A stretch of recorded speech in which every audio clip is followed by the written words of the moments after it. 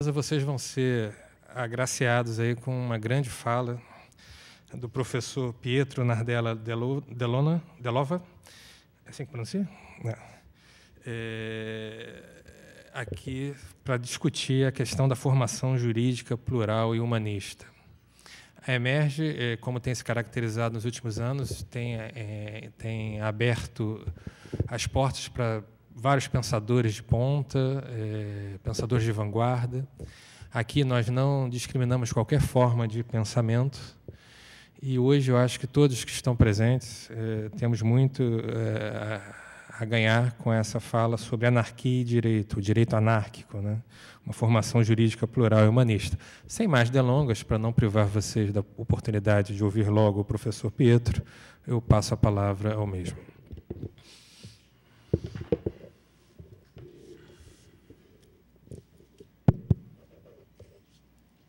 Bom dia a todos. Prazer estar aqui. Cumprimento Casara. Esse momento tão bom, tão especial de pensamento jurídico. E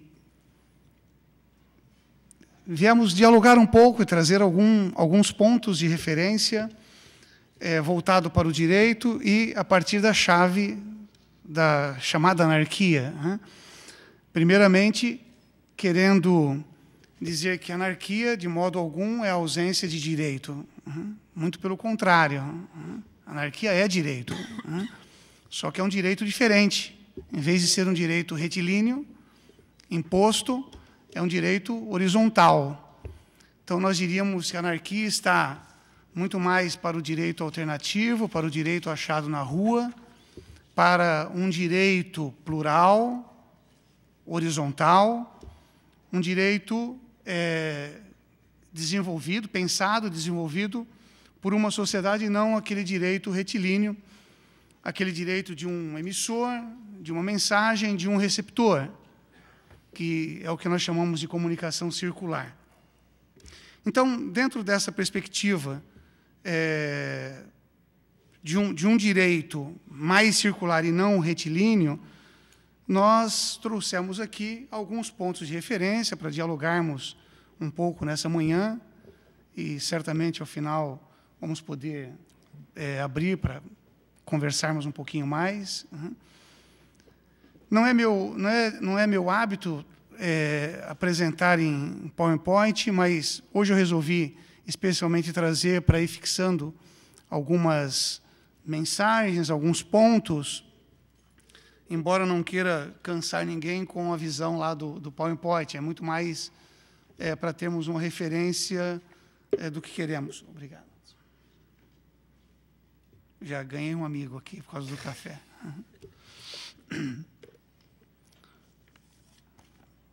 Anarquia e direito por uma formação jurídica plural e humanista.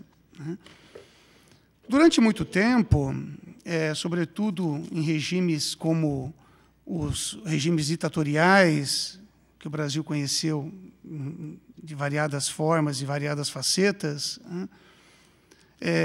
foi imposto um tipo de direito, um tipo de sistema jurídico, e os nossos alunos, os estudantes, aprenderam esse sistema desde sempre, desde 1827, desde as arcadas do Largo de São Francisco, passando por todas as outras escolas. O nosso aluno aprendeu que havia um sistema e que aquele sistema deveria ser utilizado, seja como advogado, como promotor, como juiz, e assim por diante. Esse sistema foi ganhando, inclusive, e o modo de lecionar foi ganhando um certo peso, porque as escolas de direito não têm um histórico de receberem professores de direito.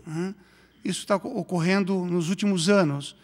As escolas de direito sempre foram uma porta aberta para juízes lecionarem, para promotores lecionarem, para advogados lecionarem, e não para professores.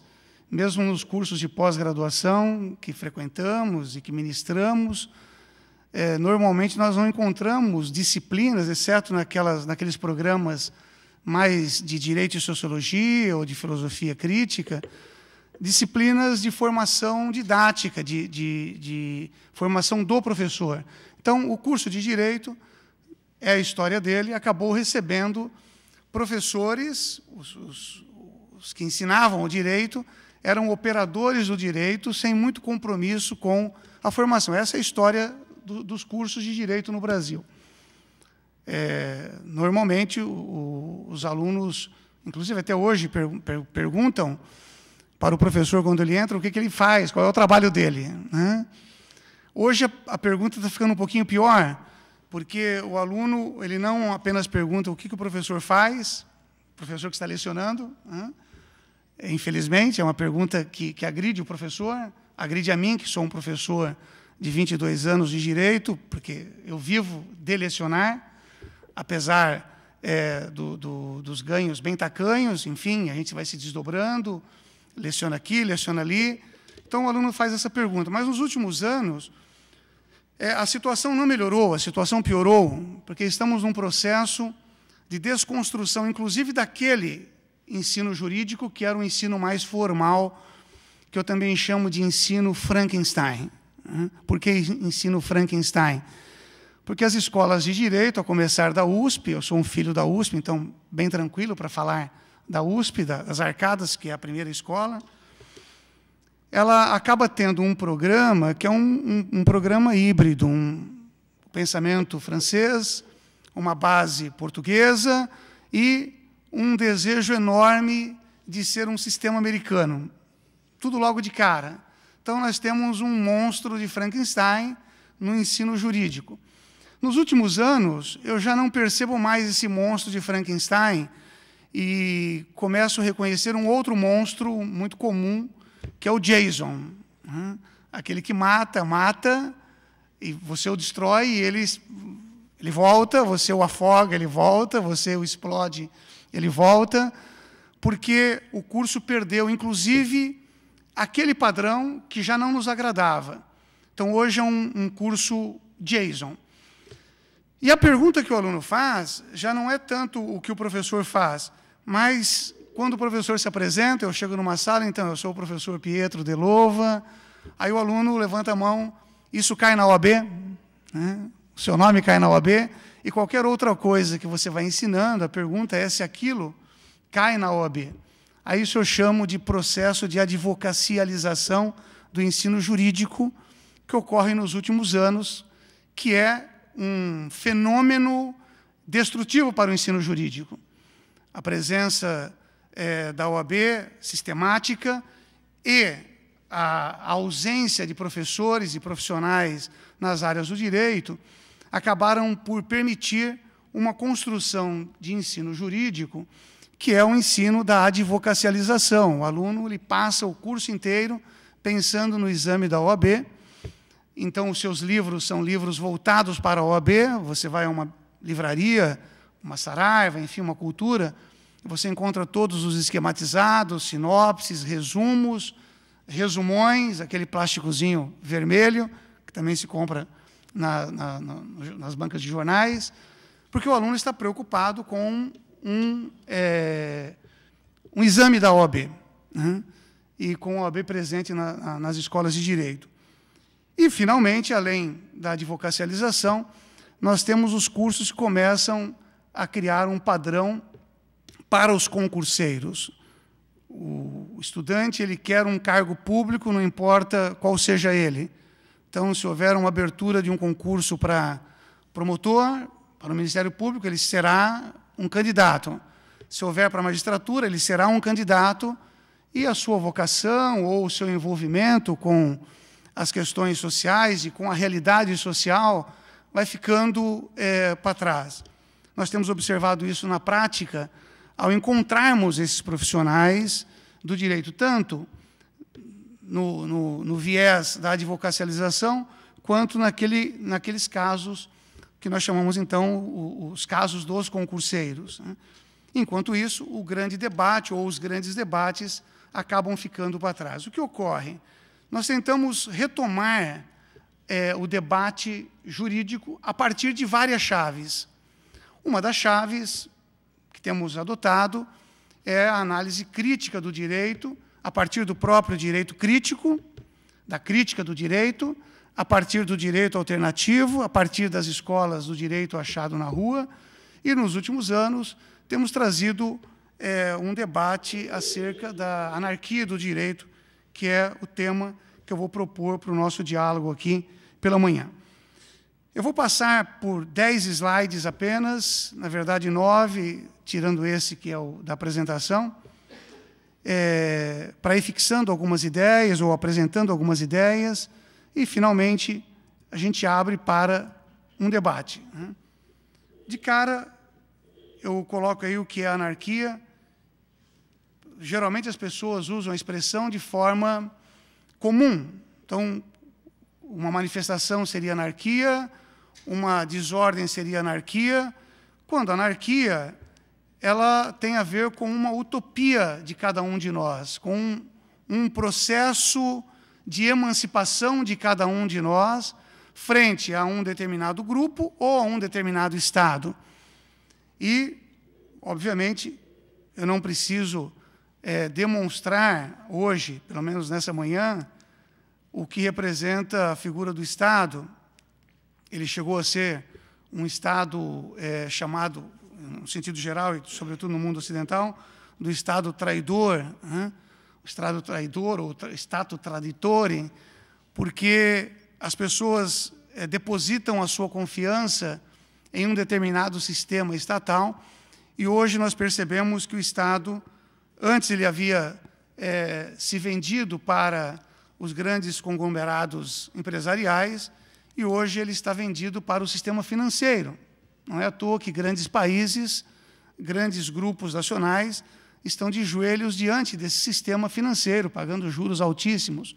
O Brasil, há poucos anos atrás, pagou 15 bilhões de dólares de juros.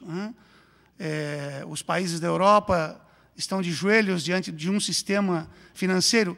E isso, ao menos, nos traz uma interrogação. Ou seja, esse Estado que se endividou tanto, ele se endividou para a sua população? Essa é uma pergunta que a gente vai colocando. Do outro lado, a anarquia funciona como essa utopia, esse utopos, uma ideia emancipatória ou até mesmo libertária, que lançamos adiante, porque, afinal, nós desejamos a liberdade continuadamente. A liberdade não é bem um ponto de chegada, mas é sempre um caminho a seguir, porque sempre haverá, em relação à liberdade, assim também como nos direitos humanos, alguém ou um grupo ou um Estado, enfim, uma oposição em relação à nossa integridade, seja ela física, emocional, espiritual, intelectual, ou mesmo as relações sociais. Então, a cada passo de conquista adiante, haverá sempre uma oposição conservadora ou retrógrada. Por exemplo, no Brasil, temos assistido a um debate que nem deveria ser mais debate em relação às relações homoafetivas, às relações pluriafetivas. Houve um avanço, o Brasil saiu do Instituto Matrimônio para entender que as relações entre as pessoas não podem se pautar por um instituto, matrimônio, e muito menos por um instituto nascido no seio de uma religião A ou B. Houve um avanço para o valor afeto e, não obstante esse avanço em relação ao afeto e às relações a partir do afeto, hoje a Comissão de Direitos Humanos é presidida por alguém absolutamente retrógrado, absolutamente religioso, e que leva para um congresso que deveria ser laico, que deveria ser plural, uma bandeira que é de um determinado grupo religioso. Então, essa ideia de liberdade como um caminho a ser percorrido, e, insisto, os direitos humanos também, é a nossa luta cotidiana. Por isso, uma utopia, algo que você não alcança num determinado momento, mas que você persegue por toda a vida. Então, a ideia de liberdade, a ideia de uma educação emancipatória, de uma educação libertária, é uma ideia constante, uma ideia que não tem um ponto de chegada, mas é a nossa bandeira cotidiana. E daí, então, a anarquia como um movimento humano. Se nós olharmos para os mitos e a história passada, não só a história como os mitos, e alguns eu vou apresentar aqui nessa manhã, nós veremos que a resistência a determinadas opressões, a determinadas imposições, pressupõe a quebra de uma hierarquia ou a quebra de um paradigma dogmático. Anarquia como movimento constante, anarquia como uma expressão da alma humana. Aí eu trago alguns mitos. O já conhecido por todos, mito da serpente, a serpente que é introduzida no jardim para dar ao homem e à mulher uma perspectiva de desenvolvimento. É um mito semítico. Eu costumo chamar da tristeza do jardim perfeito à vida dos abrolhos, cardos e espinho. Por quê? Eu chamo de a tristeza do jardim perfeito à vida. Porque após todo o evento mítico da serpente, do fruto, do encontro libertário do homem e da mulher, naquele momento de jardim, quando o homem é expulso do jardim no mito, ele dá um nome para sua mulher de vida. No hebraico é Havá. Havá significa vida. Então, existe algo de muito especial nessa descoberta do homem ao ser expulso do jardim, porque, afinal, ele não chama a sua mulher de morte, mas chama de vida. Então, aquele momento para ele, apesar de longe do mítico jardim edênico, é um momento de descoberta humana, é um momento em que ele se encontra em um caminho humano, e a palavra, então, chave, é a própria palavra que designa a mulher, Eva, no hebraico Havá, que significa vida. E a figura, a posteriori, construída a partir disso, de Hassatan, que significa oposição, e toda vez que há uma oposição, essa oposição é sempre no sentido de aperfeiçoamento, num sentido emancipatório.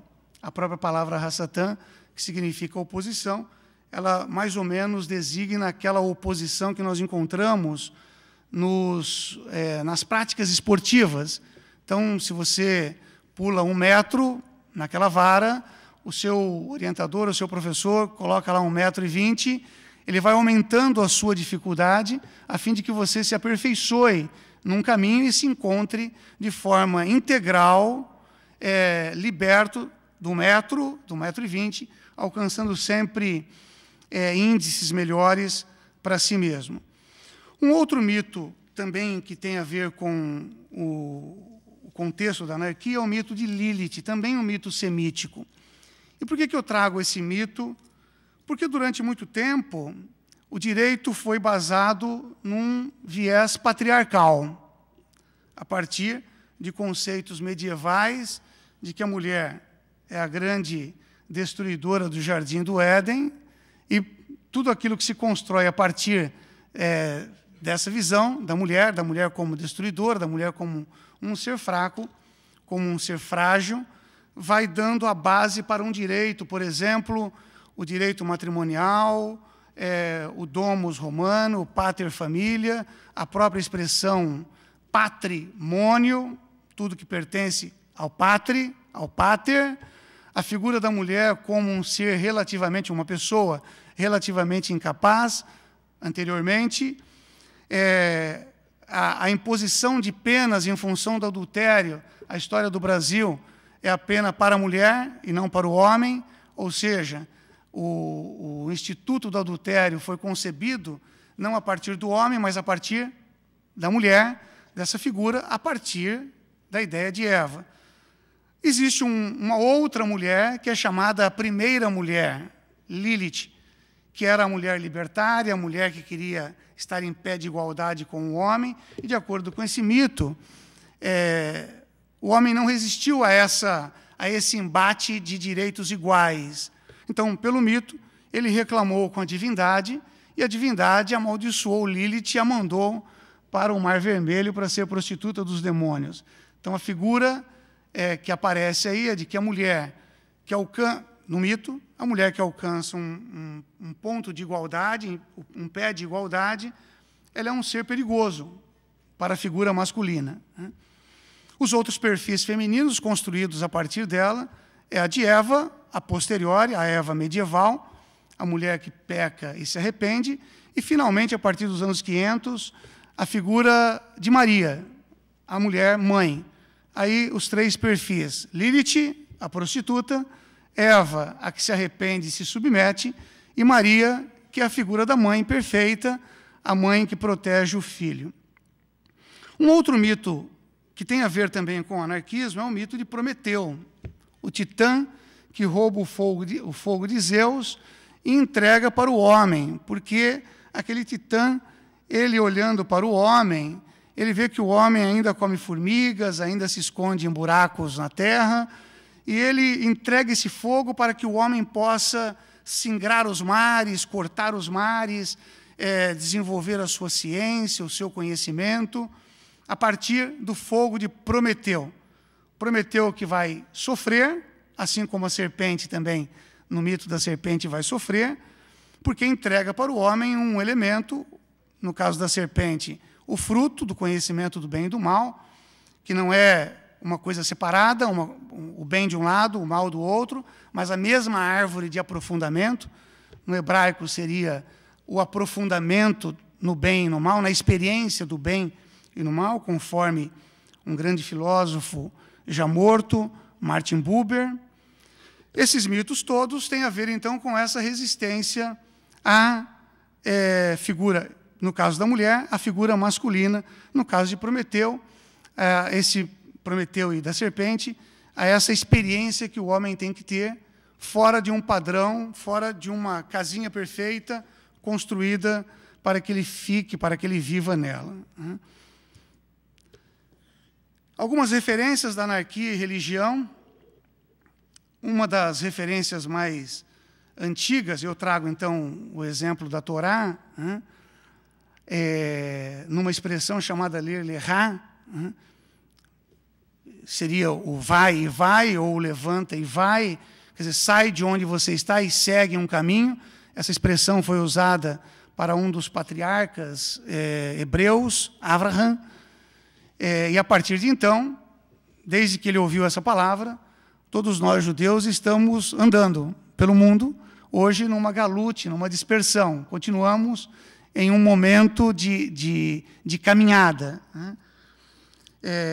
Eu trago isso especialmente porque esse ler lerá mais antigo, lá no texto da Torá, ele vai meio que representar um momento histórico da galute, da dispersão judaica e dos grupos judeus, judaicos, que viveram na Idade Média, sempre em forma de resistência a sistemas impostos durante o período medieval.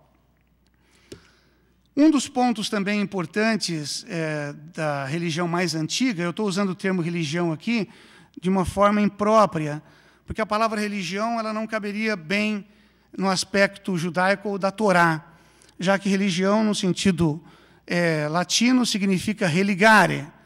Isso tem a ver com a religião romana, o religar os vivos aos mortos, naqueles cultos que os romanos faziam dentro do domus, ao acenderem o fogo, ao manterem o fogo sagrado aceso. Aquele fogo representava os antepassados. Então, a religião romana, que é uma religião doméstica, pressupunha que os vivos estavam ligados aos seus mortos, aos seus deuses domésticos. Não é bem não é bem este o conceito hebraico e, a posteriori, o conceito judaico. Mas eu uso o termo aqui, religião, então, com essa ressalva. Um dos pontos que nós chamamos também pontos de resistência se refere a esse terceiro item que aparece, os Neviim e os Kohanim. Os Neviim são traduzidos como os grandes profetas, que estavam em constante disputa com os sacerdotes. Então, nós temos duas estruturas. O sacerdote numa estrutura terminada, numa estrutura acabada, e os Neviim, que viviam a realidade social. Enquanto os sacerdotes estavam dentro de um contexto de templo, mantendo vivo um determinado culto, os profetas, os Neviim, tinham contato com uma realidade social, com viúvas, órfãos, pessoas injustiçadas. Então, nos textos desses chamados Neviim, nós encontramos sempre um grito de liberdade, um grito de justiça, e eu comparo muito esse grito dos Neviim com o que nós chamamos hoje de direito achado na rua. Um dos pontos também medievais para pôr fim a esse processo, processo de resistência, foi a criação do gueto, do confinamento. Então, é preciso que um grupo que circula pelo mundo, que está em constante movimento pelo mundo, fique em determinado lugar, no gueto, que é o confinamento, e o confinamento vai levar ao ideário de extermínio, pois se não houvesse o gueto, não haveria um extermínio em massa, 6 milhões de judeus mortos já na Segunda Guerra Mundial. Esses judeus estavam em determinado lugar, né? Concentrados em determinados lugares, que nós chamamos, então, o gueto, criado especialmente para esse confinamento.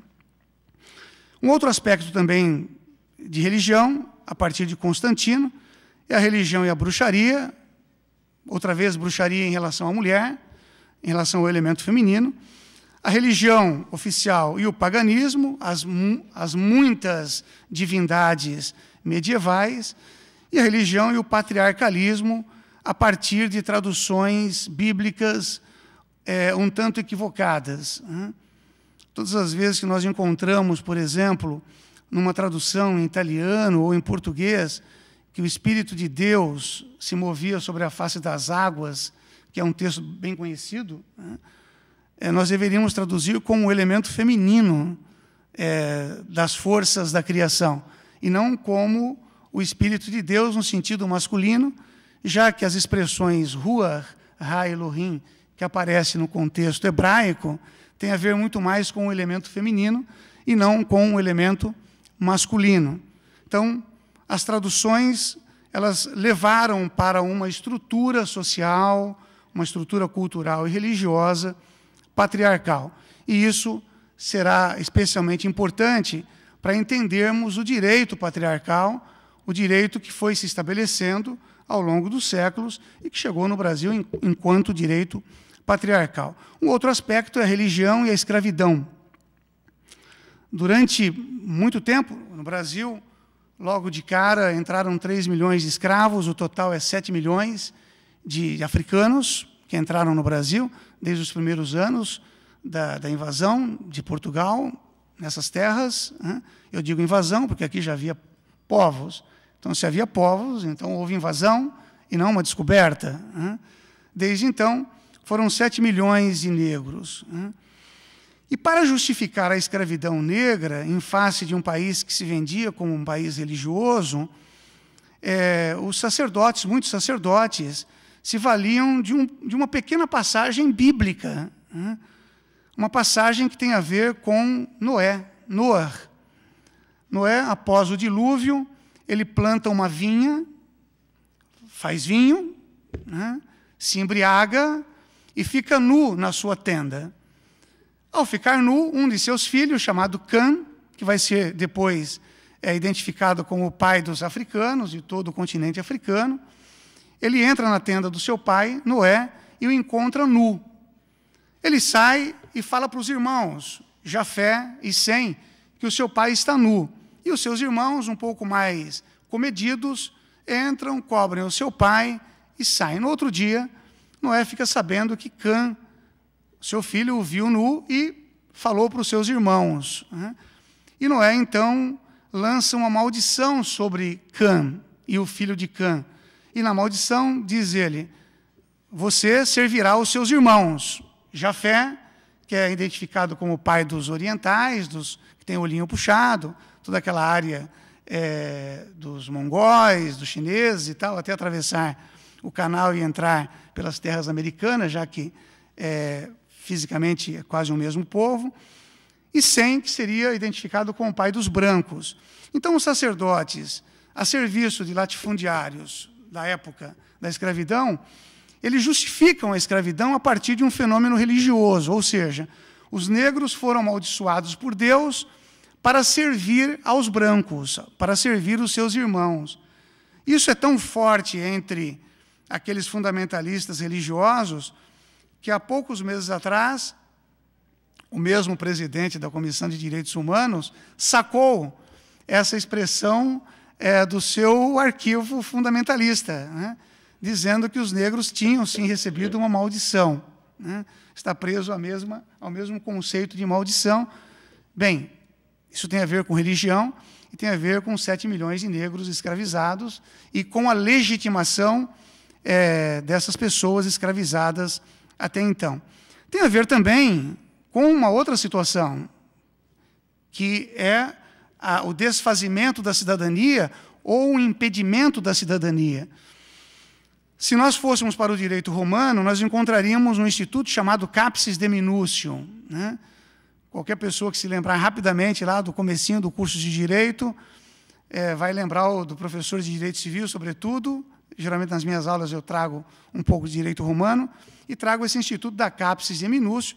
Alguém que era cidadão romano, ele perdia os status familiae, os status civitatis, o status libertatis, por um processo, e esse processo, capsis deminutio, poderia chegar ao ponto de convertê-lo em res. Então, ele se tornava uma coisa penhorável ou partilhável entre os muitos credores. Mas você partia de um ponto de um cidadão romano. Na atualidade, não apenas há um processo de desfazimento da cidadania, como um processo de impedimento para chegar-se à cidadania. Porque não basta que nós tenhamos uma bandeira democrática, não basta que tenhamos uma expressão na Constituição de que o Brasil seja um país, um Estado democrático de direito. É preciso que o Estado democrático de direito se faça sentir concretamente na vida das pessoas, nas relações das pessoas. Não basta que nós tenhamos todo um artigo extremamente importante, mas sem efetivação. Então, se nós tínhamos um problema anterior, que era o problema do AI-5, uma legislação retilínea, aquilo é uma legislação. E, em face dela, nós criamos o artigo 5º, geralmente eu brinco com esse 5, AI-5 de um lado e artigo 5º do outro, são duas facetas bem distintas, um de democracia, o outro de ditadura. Né? Ocorre que hoje nós não temos um problema com o AI-5, mas nós temos um problema com a efetivação desse artigo 5º para que a cidadania seja sentida de forma plena e para que a pessoa integral no sentido de corpo, no sentido de emocional, vamos chamar aqui de alma, a sua ânima, no sentido de espiritual, o seu aspecto intelectual e as suas relações sociais sejam planificados. Né? Isso vem ocorrendo, pouco a pouco, com muita resistência. Dou um exemplo. Durante muito tempo no Brasil, por conta desse aspecto religioso, não houve divórcio. Após a aprovação do divórcio, o divórcio foi encarado como o nome de uma ação de divórcio. Quando a ação só tem sentido se ela corresponde a um direito material, um direito substantivo.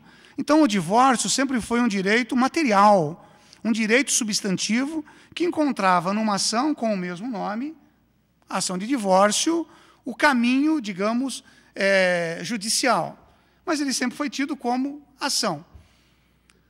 Com a emenda 66, aliás, inicialmente com o divórcio, junto com o divórcio, se impôs a separação pela bancada de então religiosa, de que o casal poderia ter um tempo, um ano, para rever esse desfazimento, esse fim da sua sociedade conjugal, e quem sabe o casal fosse abençoado novamente e pudesse voltar a conviver. Né?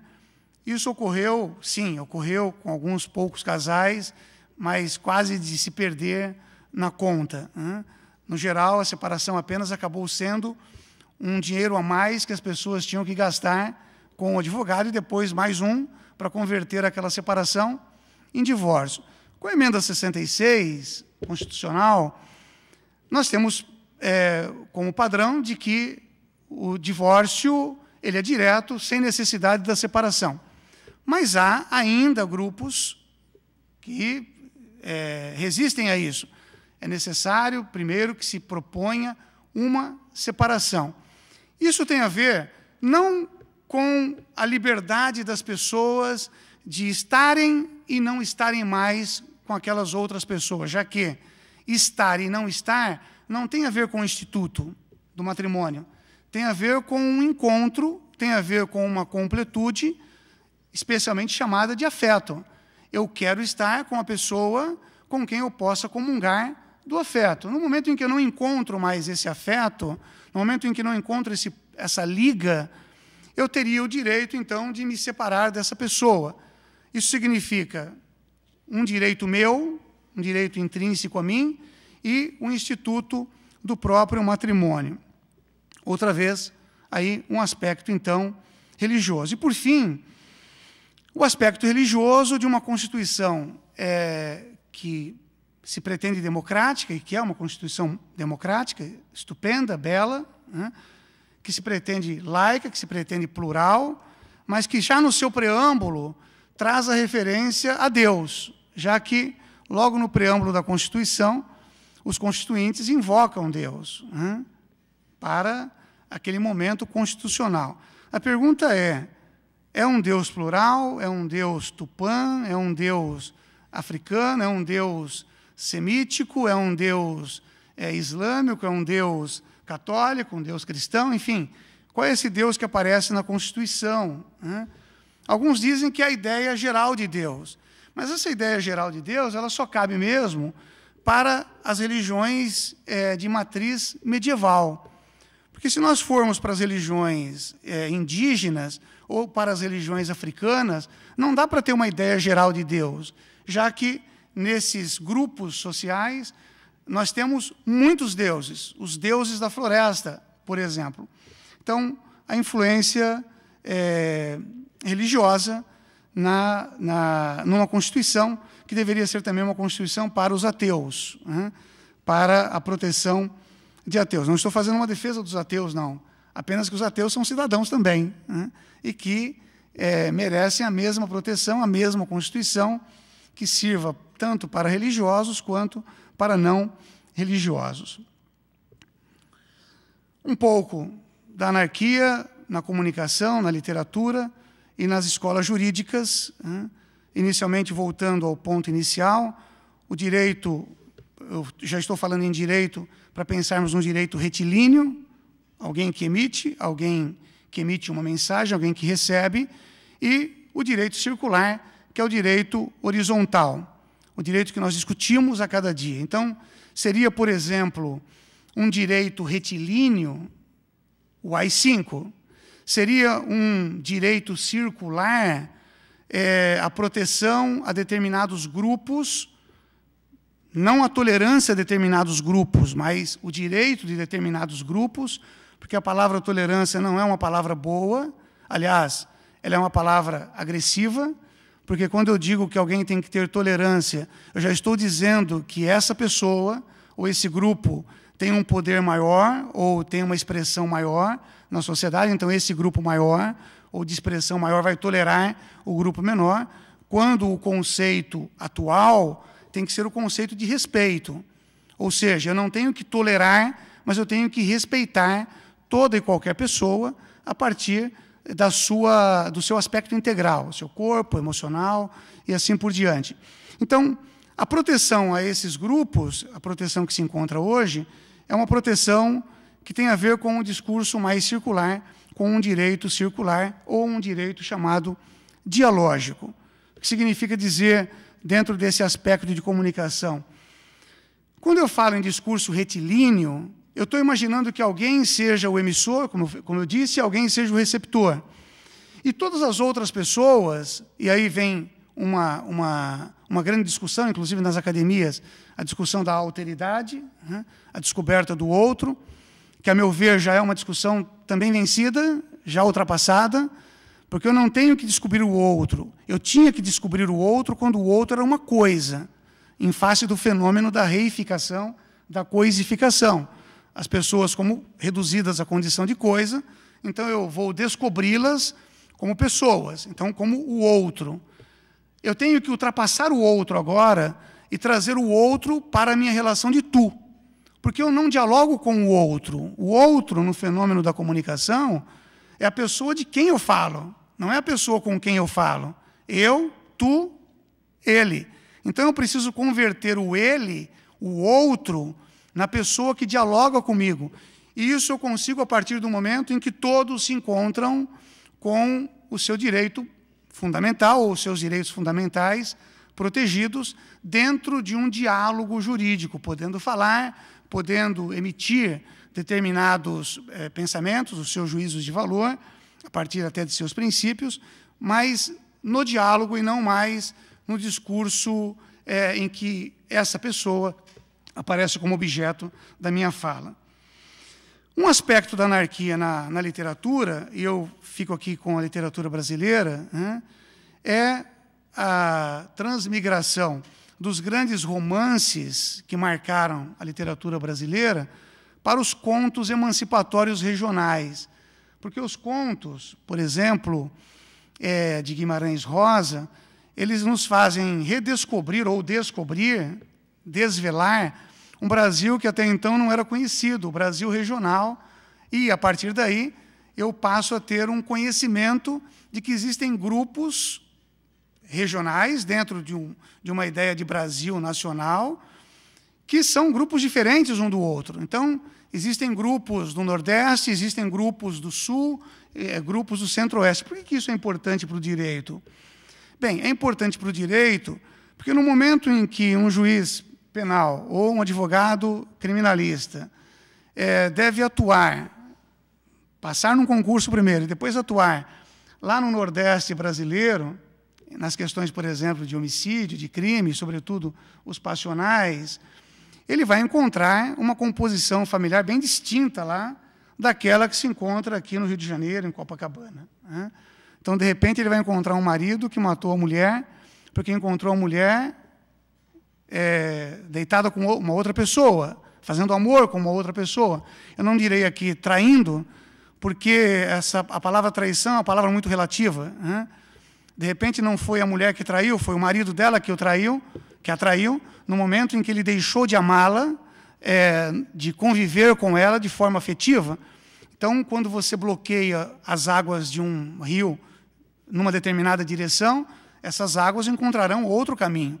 Na medida em que você passa anos da tua vida maltratando a sua esposa, a sua mulher, digamos, nesse exemplo meu, a chamando de gorda, cheirando cebola, etc., quando ela encontrar um poeta que lhe dê flores, que lhe dê afeto, não tenha dúvida, ela vai voar com esse poeta, ela sairá com esse poeta, e ela não estará traindo o seu marido.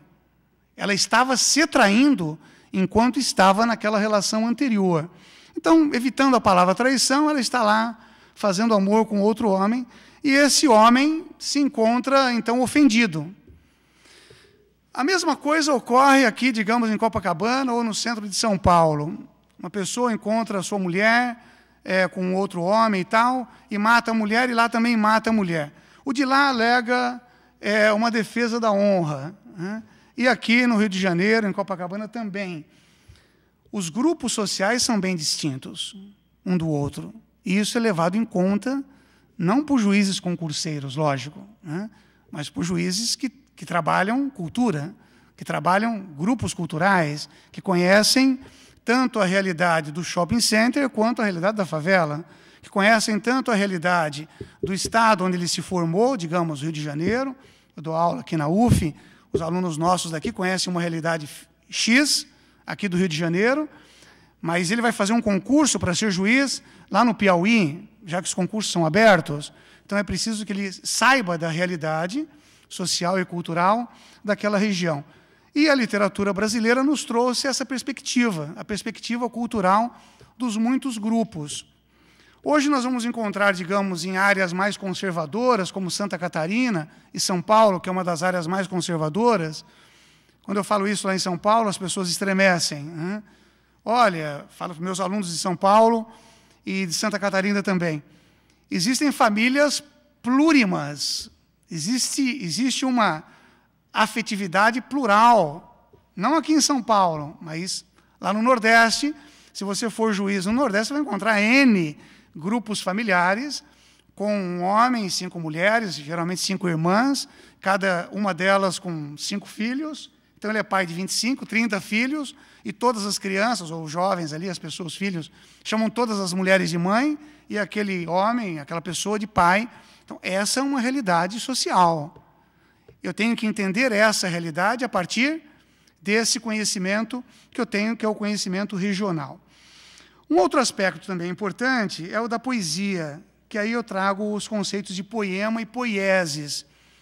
Quem passou pela poesia alguma vez vai entender, ou pensar em entender, que poesia seja aquele jogo de palavras, com rima ou sem rima, rimas ricas ou rimas pobres, enfim, aquela forma visual.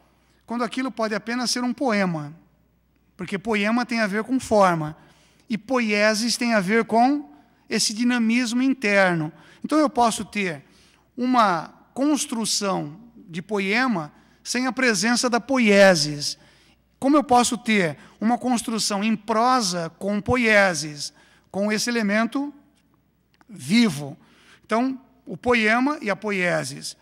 O poema foi muito trabalhado pelos Árcades e pelos parnasianos. Eu trago os dois porque uma é digamos, a retomada do outro. O parnasianismo retoma, em certa medida, o arcadismo.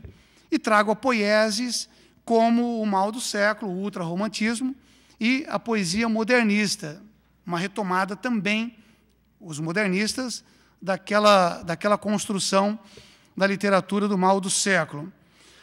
No poema Árcade, ou no poema parnasiano, nós temos a figura da burguesia, é inegável isso, por exemplo, na Inconfidência Mineira, ou do eurocentrismo, no caso da poesia parnasiana. E no caso da poesia, do poema parnasiano, no caso da poesia ultrarromântica, eu coloco ali o Cemitério da Consolação. Por quê? Porque os grandes poetas ultrarromânticos brasileiros faziam a manifestação anárquica contra o curso de Direito do Largo de São Francisco exatamente no Cemitério da Consolação. Eles se reuniam no Cemitério da Consolação, desenterravam cadáveres e tal, que é bem próximo ali do Largo de São Francisco, e faziam seus cultos aos deuses da morte, bebiam bebidas fortes, acho que não tinha cachaça naquela época, alguma outra bebida. Era a sua manifestação contra um estado de coisa, porque dentro da academia se ensinava liberdade, mas nos arredores das arcadas havia escravos. Então, um era o discurso do Largo de São Francisco, interno, o discurso da liberdade, e outra era a realidade externa, para além dos muros, para além das paredes do Largo de São Francisco. E, finalmente, a Semana de Arte Moderna, com os poetas que nós já conhecemos, Mário de Andrade, Manuel Bandeira, que foram poetas anárquicos e que nos deram uma outra perspectiva de poesia liberta, liberta da forma, liberta das rimas, uma poesia que pudesse dizer a poieses, que pudesse expressar a poieses, uma poesia que se pudesse construir no ponto de ônibus, e não mais a poesia de gabinete. Então, uma contribuição da literatura em relação para o direito a partir dessas escolas. Uma forma também de interpretação, Temes e de quê, palavras que são bem comuns.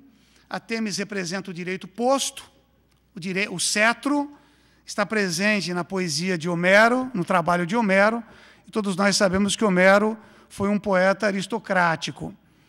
E de quê? É o direito achado na rua, o direito produzido a cada dia. Está presente na poesia de Hesíodo. Enquanto Homero fazia parte da aristocracia, Hesíodo era um camponês. Então, o direito que Hesíodo traz para o seu trabalho de literário é o direito chamado de quê? O direito do dia a dia, o direito que você encontra a cada instante. Enquanto, para Homero, o direito era o direito do cetro, a Temes. Então, as duas figuras já como, digamos, fonte grega. Temes e de quê? Aos nossos dias, chegou a Temes, a ideia de cetro, a ideia de direito posto. de que é um conceito que tem sido retomado pouco a pouco a partir dos estudos da obra de Hesíodo. Entre Homero e Hesíodo, então, entre a poesia aristocrática e a poesia camponesa de Hesíodo, o cetro do rei e o direito achado na rua. Também como forma de interpretação, os conceitos eu, isso, coisa, o ser humano se torna uma coisa, eu faço dele uma coisa, a partir do momento em que eu valorizo um instituto e desprezo a figura humana. É preciso invertermos isso. O instituto deve servir a pessoa e não a pessoa ao instituto. O instituto tem que estar a serviço do ser humano, e para que o instituto esteja a serviço do ser humano, nós temos que reconhecer que o ser humano é um ser cheio de veredas, que cada um de nós é diferente do outro, para que eu possa, nesta diferença, reconhecer e tutelar o direito de cada uma das pessoas. Então, o eu isso, o eu outro já falado, o resgate do isso, do ser humano isso para o outro, e, finalmente, a proposta de trazermos todos para o diálogo do eu-tu, já que eu não consigo dialogar com o ele, nem com o outro, apenas com o tu. Coisificação, alteridade, relações dialógicas. E, por fim, as pautas falsas.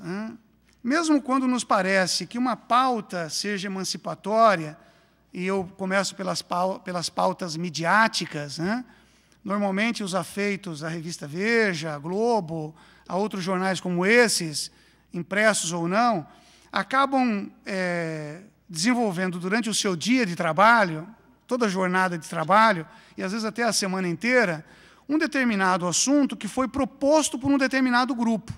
Então, você perde toda a tua energia debatendo uma pauta posta, quando a pauta é outra. Então, você está discutindo aqui, por exemplo, insistentemente, os fulanos do mensalão, quando nós temos uma outra situação social presente. Você está discutindo a Copa do Mundo, em alguns momentos, quando você tem uma outra realidade. Então, você discute aquilo que te é proposto, aquilo que eu chamo de pauta falsa, então, você passa a discutir algo que é proposto por alguém que quer que você discuta aquilo, você fica discutindo, quando o seu problema é outro. Por exemplo, para muito além da pauta que se propõe no dia a dia midiático, nós temos 57% das pessoas no Rio de Janeiro, em São Paulo, famílias morando em casas de aluguel. Nós temos todo o território do centro-oeste brasileiro sendo devastado pelo agronegócio. Tenho aqui a figura do Luiz Otávio, uma pessoa querida que eu conheci lá no centro-oeste, estivemos quase 1 ano e pouco juntos, trabalhando ali, e os nossos olhos puderam contemplar a destruição da floresta amazônica, o processo de desertificação. Em função do quê? Em função de que um determinado agronegociante plante naquele lugar, devastando toda a floresta, e embolse aquele dinheiro, porque aquele dinheiro não reverte para a sociedade. Alguém está enriquecendo com aquilo, como aconteceu na época da inflação alta. Quando a inflação era 80%, os latifundiários também ganhavam com o seu latifúndio, só que eles não plantavam. Eles usavam o latifúndio como garantia de empréstimo nos bancos oficiais, a juros baixos, porque tinham uma garantia imobiliária. Só que não se podia plantar naquela época. Então, se você plantava, não servia como garantia. Os imóveis, os latifúndios, ficavam sem a plantação. Eles tomavam dinheiro emprestado, investiam no overnight, lembram-se do overnight, inflações altas, tinham um ganho exorbitante e pagavam a sua dívida a juros bem menores, entrando num processo de enriquecimento. Então, enquanto tem uma pauta sendo proposta, existe uma realidade que nós devemos encontrar a cada dia, que seria, digamos, a pauta real, se não a verdadeira, pelo menos a real, aquela que pudéssemos trazer para o nosso dia a dia acadêmico ou nos nossos debates, nos nossos encontros. Estou já chegando bem ao final aqui. Anarquia, movimentos sociais e jurídicos. Os movimentos operários emancipatórios começaram em 1917. A grande greve anarco-sindical no Brasil ocorreu em 17. E quem fez direito, quem está afeito ao direito, sabe que em 17 passou a viger o Código Civil, que foi feito muito às pressas, de 16 para 17, né? Estabelecendo regras bem rígidas, sobretudo em relação ao direito de propriedade, né? Coincide com esse movimento anarco-sindical, os movimentos operários dos anos 17. Anarquia e os kibbutzim. Kibbutz é uma organização de caráter anárquico, que data desde o final do outro século, começa pelos anos 1910, se estabelece no Oriente Médio, várias famílias que discutem juntas, que debatem juntas, fazem a autogestão daquele espaço, a plantação, o cultivo, a educação. Foi objeto de um trabalho de um jurista da Universidade de São Paulo, que esteve em um dos kibbutzim no Oriente Médio, e trouxe essa experiência da autogestão, porque a anarquia é a autogestão, o direito discutido a partir daqueles envolvidos diretamente nas questões sociais. Então, como eu trouxe esse exemplo, como digamos, uma experiência que tem dado certo, né, em relação à organização social. Algumas pessoas dizem, mas você precisa... nós viveríamos sem o Estado? O Estado é uma criação recente, né? Nós vivemos sobre outras opressões também, né? O Estado não existe desde sempre. Dá a impressão, às vezes, quando um aluno me pergunta, ou um outro professor, na hora do café, que desde quando o mito da criação do homem e da mulher existe também o Estado, quando o Estado é alguma coisa de ontem, né?